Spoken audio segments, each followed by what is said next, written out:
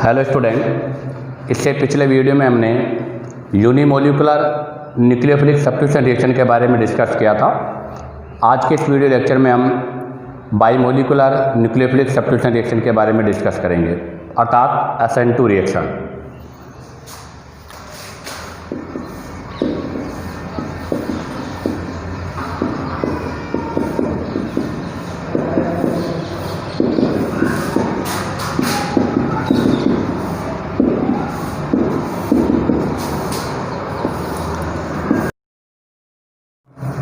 कहने का मतलब आज हम डिस्कस करेंगे बाइमोलिकुलर न्यूक्लियोफिलिक सब्स्टिट्यूशन रिएक्शन। इसके लिए एग्जांपल की मैं बात करूं तो hydrolysis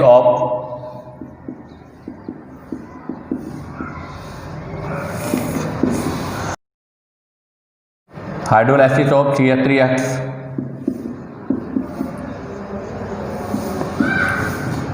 in presence of NaOH या KOH। तो रिएक्शन देखिएगा, ये इसका रिएक्शन कराना है NaOH, ये प्रोडक्ट का फॉर्मेशन होगा। अब बात करेंगे मैकेनिज्म। हमें पता है कि SN1 रिएक्शन जो है वो 2 स्टेप्स में होती है, E1 भी 2 स्टेप्स में होती है। जैसे E2 सिंगल स्टेप है, वैसे ही SN2 भी सिंगल स्टेप रिएक्शन है। तो done into only single step via transition state, अर्थात यहाँ पर ट्रांजिशन स्टेट का फॉर्मेशन होगा। तो देखिएगा, इसको मैं इस तरह से रिप्रेजेंट कर रहा हूँ।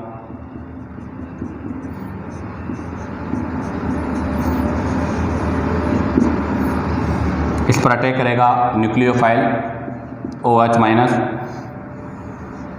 तो जान दें, न्यूक्लियोफाइल अटैक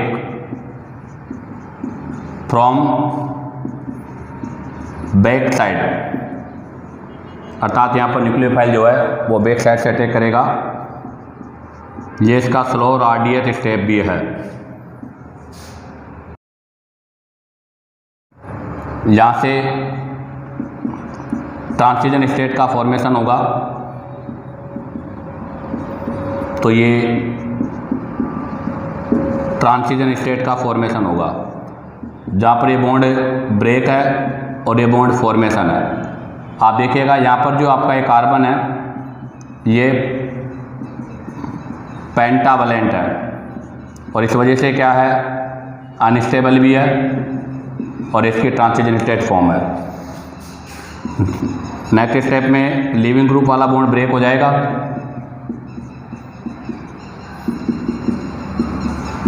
और आपका न्यूक्लियोफाइल बेस से डैश पर होगा। इसको बोलते हैं इन्वर्जन। अब हम बात करते हैं इससे रिलेटेड कुछ की पॉइंट्स। तो इसका mechanism similar to E2 reaction के सिमिलर है। की पॉइंट में अगर मैं बात करूं तो फर्स्ट पॉइंट हमेशा सेम होगा, इंटरमीडिएट। तो हमें पता है यहाँ पर नो इंटरमीडिएट, अर्थात कोई भी इंटरमीडिएट नहीं है। यहाँ पर ओनली ट्रांजिशन स्टेट फॉर्मेड, केवल ट्रांजिशन स्टेट का फॉर्मेशन होता है। सेकंड पॉइंट रीअरेंजमेंट से related, no carbocation formation, no carbocation formation, no rearrangement. Carbocation का फॉर्मेशन नहीं है, इसलिए यहाँ पर रीअरेंजमेंट भी नहीं होगा। पॉइंट नंबर 3 की बात करूँ मैं, तो पॉइंट नंबर 3 होगा रेट ऑफ SN2। अब आप देखिएगा, यहाँ पेंटावलेंट बन रहा है तो क्राउडिंग होगी। अगर हाइड्रोजन के स्थान पर कोई दूसरा ग्रुप होगा तो क्राउडिंग मोर होगी। अगर मोर क्राउडिंग होगी तो न्यूक्लियोफाइल को अटैक करने में प्रॉब्लम होगी। तो इसका मतलब क्या हुआ, rate of SN2 indirectly proportional to steric hindrance at beta या अल्फा कार्बन, अर्थात अल्फा और बीटा कार्बन पर स्टेरिक हिंड्रेंस नहीं होना चाहिए। जैसे जैसे क्राउडिंग बढ़ेगी रेट ऑफ रिएक्शन क्या होगा, डिक्रीज होगा। अब हम बात करेंगे यहाँ से point number 4 reactivity order. Point number 4 है रिएक्टिविटी ऑर्डर। तो रिएक्टिविटी ऑर्डर में सबसे मोर होगा अल्फा हेलो कार्बोनिल, इसके बाद में होगा बेंजाइलिक, एलाइलिक, और ये क्राउडिंग के डायरेक्टली प्रोपोर्शनल है, इसलिए पहले 1 डिग्री आएगा, फिर 2 डिग्री होगा, उसके बाद 3 डिग्री होगा। जबकि SN2 में 3 to 1 होता है, और E2 जो मैकेनिज्म है उसमें भी ऑर्डर 3 to होता है। तो ध्यान दें E2 और SN2 में डिफरेंस है। अब हम बात करेंगे यहाँ से पॉइंट नंबर 5 केमिकल काइनेटिक्स। अगर केमिकल काइनेटिक्स की मैं बात करूँ तो rate of reaction is directly proportional subtract and reagent, अर्थात K = सब्ट्रैक्ट की पावर 1 और रिएजेंट यहाँ पर होगा न्यूक्लियोफाइल की पावर 1। तो आप देखिएगा ये हो गया आपका सेकंड ऑर्डर काइनेटिक रिएक्शन। तो सेकंड ऑर्डर काइनेटिक रिएक्शन, जबकि SN1 में ओनली फॉर सब्ट्रैक्ट होता है, इसलिए वो फर्स्ट ऑर्डर होती है और ये सेकंड ऑर्डर होती है। इसका reason because in RDS both species involve, अर्थात इसके जो RDS स्टेप है उसमें ये दोनों ही इन्वॉल्व होते हैं, इसलिए इसको हम सेकंड ऑर्डर काइनेटिक रिएक्शन बोलते हैं। नेक्स्ट अगर हम बात करें इसमें तो बाई मोलिकुलर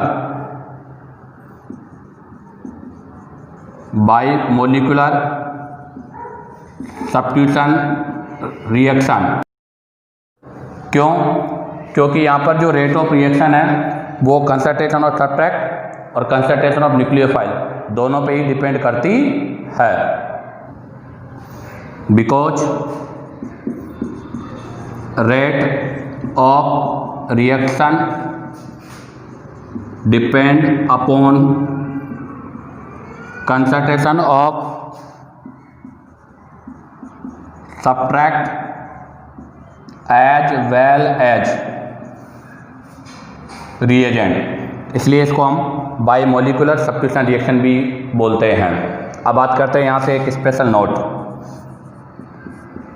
स्पेशल नोट यह है कि रेट ऑफ रिएक्शन दोनों पे डिपेंड है। तो इसका मतलब if concentration of subtract in the reaction double, अगर मैं सब्ट्रैक्ट की कंसंट्रेशन को डबल कर देता हूँ तो इसका रिजल्ट है then rate of reaction also double. ऐसी कंडीशन पर जो रेट ऑफ रिएक्शन है वो भी क्या हो जाती है, डबल हो जाती है। इसी से related second, if concentration of reagent, यदि कंसंट्रेशन ऑफ रिएजेंट को भी मैं डबल कर दूं तो इसी पोजीशन पर भी रेट ऑफ रिएक्शन क्या हो जाएगी, डबल हो जाएगी। नंबर 3, अगर मैं सब्ट्रैक्ट और रिएजेंट दोनों की कंसंट्रेशन डबल कर दूं तो ऐसी कंडीशन पर जो रिएक्शन है वो क्या हो जाएगी, 4 टाइम हो जाएगी। तो देखिएगा उसके लिए नेक्स्ट पॉइंट क्या है, if concentration of substrate and reagent are double then rate of reaction 4 time, अर्थात क्वाड्रेल अर्थात ये क्वाड्रिपल हो जाएगी, अर्थात 4 टाइम इंक्रीज हो जाएगी। अब हम बात करेंगे यहाँ से पॉइंट नंबर 6 की। तो देखिएगा point number 6, effect of leaving group. हमें पता है एक गुड लिविंग ग्रुप जो होता है वो ट्रांजिशन स्टेट को स्टेबलाइज करता है। क्यों? क्योंकि गुड लिविंग ग्रुप के लिए एक्टिवेशन एनर्जी लेस होती है। तो देखिएगा a good leaving group always stabilise transition state due to lower free of activation energy. तो यहाँ पर लिविंग ग्रुप में आयोडाइड बेटर लिविंग ग्रुप होगा। तो SN1 और SN2 दोनों में लिविंग ग्रुप का ऑर्डर सेम है, क्योंकि आयोडाइड में आयोडाइड का साइज लार्जर है, इसलिए ईजिली ये बॉन्ड ब्रेक होगा और ईजिली लीव होगा। अब बात करेंगे point number 7, effect of nucleophile. SN1 nucleophile से अनअफेक्टेड है, बट हमें पता है कि SN2 जो है वो कंसंट्रेशन ऑफ न्यूक्लियोफाइल को इंक्रीज करने पर रेट भी इंक्रीज होती है, अर्थात ये कंसंट्रेशन ऑफ न्यूक्लियोफाइल पर डिपेंडेड है। तो देखिएगा rate of reaction depend upon concentration of nucleophile, अर्थात SN2 जो है उसका जो रेट ऑफ रिएक्शन है वो कंसंट्रेशन ऑफ न्यूक्लियोफाइल पर डिपेंड करता है। तो देखिएगा स्ट्रोंगर न्यूक्लियोफाइल अर्थात चार्ज न्यूक्लियोफाइल अगर हम लेंगे तो रेट ऑफ रिएक्शन इंक्रीज होगा। यदि हम कंसंट्रेशन ऑफ न्यूक्लियोफाइल इंक्रीज करेंगे तो ऐसी कंडीशन पर भी रेट ऑफ रिएक्शन इंक्रीज होगा। तो SN2 के लिए जो न्यूक्लियोफाइल हम जनरली यूज करते हैं वो ये न्यूक्लियोफाइल है, जो कि स्ट्रॉन्गेस्ट न्यूक्लियोफाइल में काउंट होते हैं। अब बात करेंगे point number 8, effect of solvent. हमें पता है कि SN2 रिएक्शन जो है वो नॉन आयनाइज है, यहाँ पर नॉन आयनाइजिंग पार्ट है, इसलिए SN2 के लिए पोलर एप्रोटिक सॉल्वेंट की रिक्वायर्ड होती है। Polar aprotic solvent required. और SN2 के लिए जो सॉल्वेंट है उसमें आता है DMF, DMA, DMSO और एसीटोन। ये सब पोलर एप्रोटिक सॉल्वेंट है जो SN2 रिएक्शन के लिए या SN2 रिएक्शन के फेवर में होते हैं। अब हम बात करेंगे यहाँ से नेक्स्ट पॉइंट नंबर 9। तो देखिएगा here no carbocation formation. यहाँ पर कार्ब कैटायन का फॉर्मेशन नहीं होता, इस वजह से no stabilise ion by solvent, इसलिए हम यहाँ पर पोलर एप्रोटिक सॉल्वेंट को यूज करते हैं। अब इसी से रिलेटेड एक क्वेश्चन है, CH3CH2CH2Br react with sodium cyanide, जहाँ से प्रोडक्ट बनेगा CH3CH2CH2Cn और NaBr। आपको बताना है in this reaction faster when we use following solvent। ये क्वेश्चन आपके नीट में आया हुआ है। हमें बताना है कि हम कौन सा सॉल्वेंट यूज करें कि रिएक्शन फास्ट हो। तो उसके लिए फर्स्ट है मेथेनॉल, सेकंड है एथेनॉल, थर्ड है DMSO और फोर्थ है एसीटोन वाटर। फोर्थ ऑप्शन में है वाटर। तो हमें पता है कि साइनाइड स्ट्रॉन्ग न्यूक्लियोफाइल है, और अगर स्ट्रॉन्ग न्यूक्लियोफाइल है तो SN2 का पार्ट है, और अगर SN2 है तो SN2 जो होती है वो पोलर एप्रोटिक में होती है। तो DMSO आपका पोलर एप्रोटिक सॉल्वेंट है, बाकी मेथेनॉल, एथेनॉल और वाटर पोलर प्रोटिक सॉल्वेंट का पार्ट है। अब बात करेंगे हम यहाँ से next point, effect of groups. Effect of groups में अगर हम बात करें तो हमें पता है कि क्राउडिंग अगर इंक्रीज होगी तो रेट ऑफ SN2 डिक्रीज होगा। तो इसके लिए केस फर्स्ट यही है कि जैसे जैसे कार्बन की चेन इंक्रीज होगी, कार्बन की चेन इंक्रीज होने से क्राउडिंग इंक्रीज होगी, और क्राउडिंग इंक्रीज होने से रेट ऑफ रिएक्शन क्या होगा, डिक्रीज होगा। तो देखिएगा, if increase number of carbon in chain, if increase number of carbon in chain then decrease rate of reaction, reason due to increase crowding increase होने की वजह से ऐसा होता है। तो देखिएगा एग्जांपल, 1 कार्बन के साथ 2 कार्बन, 3 कार्बन और ऐसे ही 4 कार्बन। तो इधर जाने पर नंबर ऑफ कार्बन बढ़ रहा है तो क्राउडिंग इंक्रीज होगी।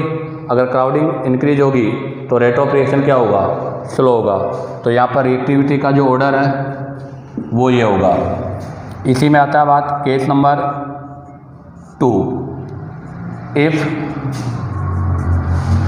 ब्रांचिंग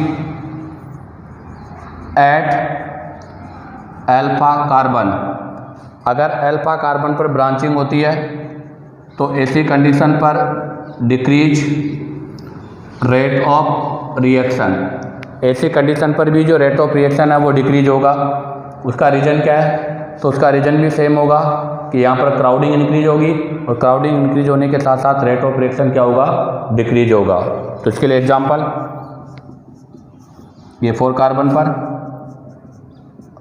अगेन 4 कार्बन और ये 4 कार्बन। आप देखो ये अल्फ़ा, ये अल्फ़ा, ये अल्फ़ा, यहाँ पर अल्फ़ा 1 डिग्री का पार्ट है, यहाँ अल्फ़ा 2 डिग्री का पार्ट है, और यहाँ अल्फ़ा 3 डिग्री का पार्ट है। तो जब हम लेफ्ट टू राइट जा रहे हैं तो crowding increase at alpha carbon, alpha carbon पर क्राउडिंग इंक्रीज हो रही है। इस वजह से क्या होगा, रेट ऑफ SN2 डिक्रीज होगा। तो यहाँ पर रिएक्टिविटी का जो ऑर्डर होगा वो ये होगा। अब हम बात करेंगे यहाँ से केस नंबर 3। तो देखिएगा case number 3, if branching at beta carbon, अगर बीटा कार्बन पर ब्रांचिंग होती है तो ऐसी कंडीशन पर भी decrease rate of reaction.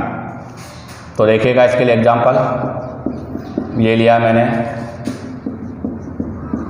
Second ये लिया है, ये अल्फ़ा, ये बीटा 2 डिग्री है, ये अल्फ़ा बीटा, ये बीटा 3 डिग्री है, और ये अल्फ़ा, ये बीटा, ये 4 डिग्री है। तो इधर जाने पे क्राउडिंग इंक्रीज हो रही है, और क्राउडिंग अगर इंक्रीज होगी तो रेट ऑफ रिएक्शन क्या होगा, स्लो होगा। तो यहाँ पर रिएक्टिविटी का ऑर्डर ये होगा। अब बात करेंगे हम केस नंबर 4। केस नंबर 4 में है if hetero atom oxygen, nitrogen, sulphur, अगर आपका हीटेरो एटम प्रेजेंट ऑन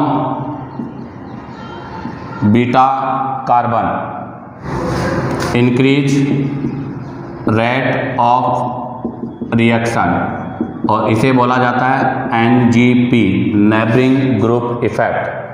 क्या होता है देखिएगा, C, C और X, इस पर अटैक कराना है आपको। न्यूक्लियोफाइल है OH माइनस। तो देखिएगा अल्फ़ा और ये बीटा और ये हीटेरो एटम, सबसे पहले यहाँ से लिविंग ग्रुप रिमूव होगा, तो यहाँ कार्बोकेटाइन का फॉर्मेशन हो जाएगा। अब आप देखो, ये सल्फर अपना लोन पेयर केटाइन को प्रोवाइड करता है, तो सल्फर अपना लोन पेयर केटाइन को प्रोवाइड करेगा, तो यहाँ से इस तरह से ये रिंग का फॉर्मेशन हो जाएगा। अब आप देखिएगा इसके नेक्स्ट अगेन आपका न्यूक्लियोफाइल इस पर अटैक करेगा, तो आपका जो न्यूक्लियोफाइल है अटैकिंग है वो इस वाले कार्बन पर भी हो सकता है और इस वाले कार्बन पर भी हो सकता है। इसका मतलब यहाँ पर जैसे मैं इनको डिफरेंट करने के लिए इस कार्बन पर स्टार लगा देता हूँ कि आपका जो ये बीटा कार्बन है वो स्टार वाला है, तो यहाँ पर इसको आइडेंटिफाई या डिफरेंस करने के लिए हम प्रोडक्ट जो बनाएंगे उसमें एक बार तो अटैक होगा अल्फ़ा वाले कार्बन पर, और एक बार इसका अटैक होगा आपके बीटा वाले कार्बन पर। अर्थात यहाँ पर अल्फ़ा कार्बन पर भी प्रोडक्ट का फॉर्मेशन हो सकता है और बीटा कार्बन पर भी प्रोडक्ट का फॉर्मेशन हो सकता है। इसे हम NGP इफेक्ट भी बोलते हैं, और ऐसी कंडीशन पर रेट ऑफ रिएक्शन भी क्या होता है, फास्ट होता है। अब हम बात करेंगे केस नंबर 5। अब हम बात करेंगे, तो देखिएगा adjacent carbon double bond and carbon triple bond pi system increase rate of reaction. इसका रीजन है, या इसको हम ऐसे भी बोल सकते हैं, pi bond between beta and gamma carbon. और इसका जो मेन रीजन है वो रीजन क्या है, due to stabilising transition state. ये ट्रांजिशन स्टेट को क्या करता है, स्टेबलाइज करता है। तो देखिएगा ये लिया है मैंने, ये अल्फ़ा, ये बीटा, और यहाँ पर डबल बॉन्ड और ट्रिपल बॉन्ड कुछ भी हो सकता है। ऐसे केस में क्या होगा, इसका रेट ऑफ रिएक्शन भी क्या होगा, फास्ट होगा, क्योंकि ये ट्रांजिशन स्टेट को स्टेबलाइज करता है। और इसी में एक कंडीशन और है, केस नंबर 6। केस नंबर 6 है कि alpha hello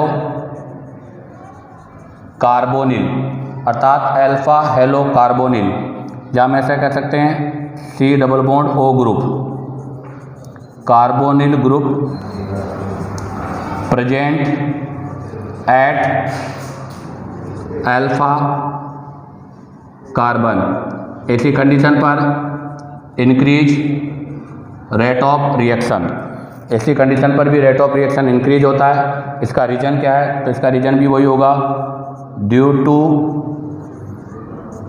stabilising of transition state.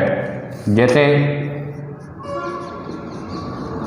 ये अल्फ़ा और अल्फ़ा के साथ में ये आपका कार्बोनिल ग्रुप जुड़ा हुआ है, तो अल्फ़ा के साथ ये जो कार्बोनिल ग्रुप जुड़ा हुआ है ये क्या करेगा, ट्रांजिशन स्टेट की स्टेबिलिटी को इंक्रीज करेगा, और ट्रांजिशन स्टेट की स्टेबिलिटी को इंक्रीज करने के कारण यहाँ पर भी क्या होगा, रेट ऑफ रिएक्शन इंक्रीज होगा। तो अगर कार्बन चेन इंक्रीज होगी तो रेट ऑफ रिएक्शन डिक्रीज होगा, अल्फा और बीटा पर ब्रांचिंग इंक्रीज होगी तो भी रेट ऑफ रिएक्शन डिक्रीज होगा, हेटेरो एटम बीटा कार्बन पर हो और अगर आपका एडजेसेंट बॉन्ड भी बीटा कार्बन और गामा के बीच हो तो ऐसी कंडीशन पर भी रेट ऑफ रिएक्शन इंक्रीज होगा, और अल्फा हेलो कार्बोनिल के केस में भी रेट ऑफ रिएक्शन इंक्रीज होगा। अब हम बात करेंगे वो कंडीशन जहाँ पर SN2 पॉसिबल नहीं है। तो देखिएगा next condition where SN2 not occur, वो कंडीशन जहाँ पर SN2 नहीं होगा।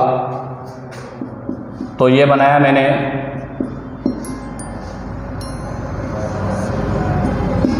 Non zero bridgehead bicyclo 3 degree halide. ऐसी कंडीशन पर अगर मैं न्यूक्लियोफाइल का अटैक कराना चाहूँ तो यहाँ पर नो NSR अर्थात SN2 नहीं होगा। इसका रीज़न क्या है? तो इसका रीज़न यह है क्योंकि हमें पता है कि SN2 में न्यूक्लियोफाइल हमेशा लिविंग ग्रुप के बैक साइड से अटैक करता है, और ये रिंग है, इस रिंग में फ्री रोटेशन नहीं होने की वजह से बैक साइड से क्राउडिंग है और क्राउडिंग पर ये अटैक नहीं कर सकता। तो कहने का मतलब nucleophile can not approach from back side of leaving group, अर्थात वो लिविंग ग्रुप के बैक साइड से अटैक नहीं कर सकता। उसका रीज़न क्या है? क्योंकि ये को प्लेनरिटी सिस्टम है, अर्थात ये सिस्टम प्लेनर नहीं है और क्राउडिंग की वजह से ड्यू टू क्राउडिंग की वजह से ऐसा पॉसिबल नहीं होता। अब इससे रिलेटेड मैं एक क्वेश्चन आपको सोल्व कराता हूँ कि विच वन ऑफ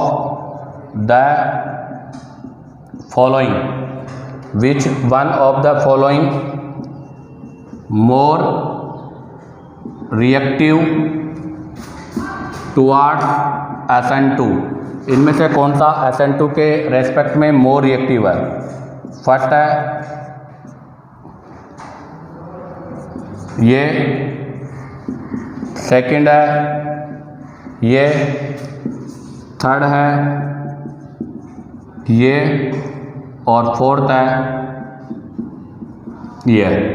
तो अभी हमने पढ़ा था ये एलाइलिक और ये बेंजाइलिक, एलाइलिक बेंजाइलिक दोनों SN2 के फेवर में है और दोनों में अच्छा है। बट आप देखिएगा यहाँ पर अल्फा के बाद में, तो ये कंडीशन कौन सी हो गई?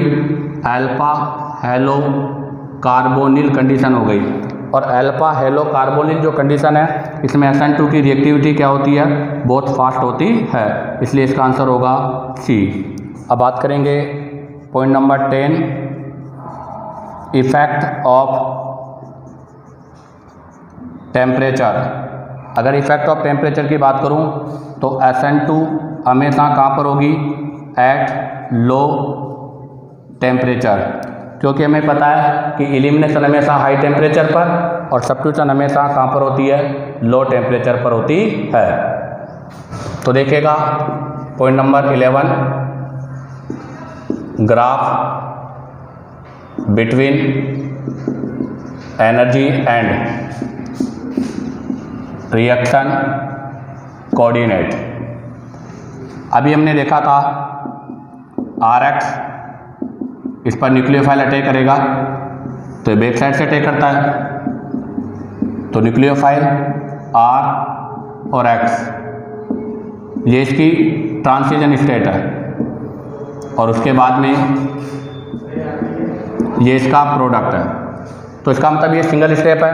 तो यहाँ पर जो एनर्जी लेवल डायग्राम बनेगा वो इस तरह से होगा, ये होगा फ्री एनर्जी और ये होगा रिएक्शन कोऑर्डिनेट, इनके बीच में जो ग्राफ होगा वो ये होगा। यहाँ पर आपका एल्किल हैलाइड न्यूक्लियोफाइल, ये इसका ट्रांजिशन स्टेट, और आप यहाँ पर ये प्रोडक्ट का फॉर्मेशन होगा। यहाँ जो ट्रांजिशन स्टेट होगा वो न्यूक्लियोफाइल, कार्बन और लिविंग ग्रुप दोनों एक साथ होंगे। इसी के साथ ये पॉइंट कंप्लीट होता है। अब हम बात करेंगे नेक्स्ट पॉइंट की। तो देखिएगा point number 12, stereo specific.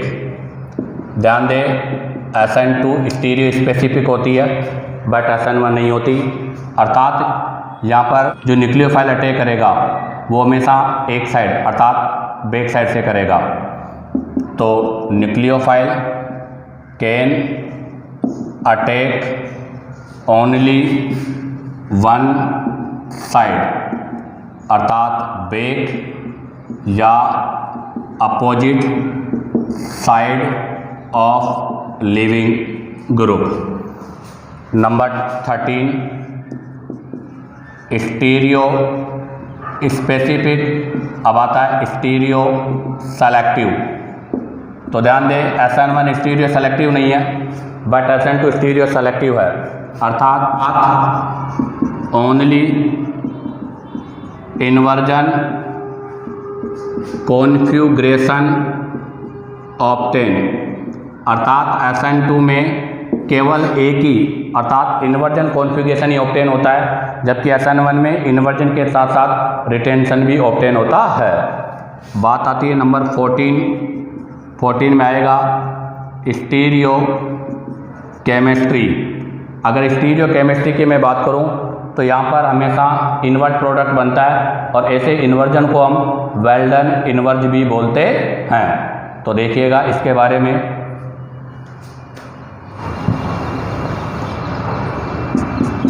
Nucleophile attack only back side of leaving group.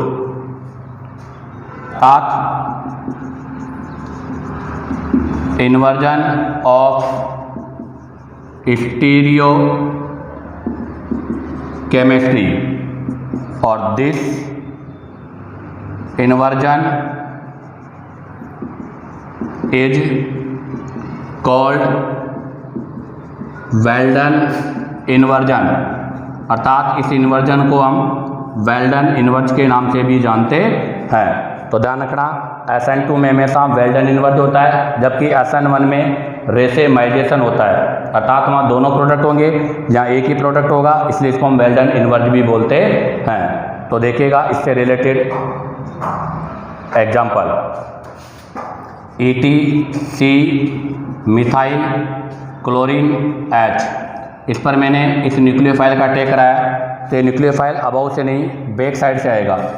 तो न्यूक्लियोफाइल C ET मिथाइल और H, और इसको जो प्रोडक्ट हो रहा है इस प्रोडक्ट को हम बोलेंगे इन्वर्जन, और ऐसा जो प्रोसेस हो रहा है इसको बोला जाता है वेल्डन इन्वर्जन। तो इसी के साथ ये SN2 का स्टीरियो केमिस्ट्री भी कंप्लीट होता है। इसी के साथ ये SN2 प्रोसेस भी कंप्लीट होगा।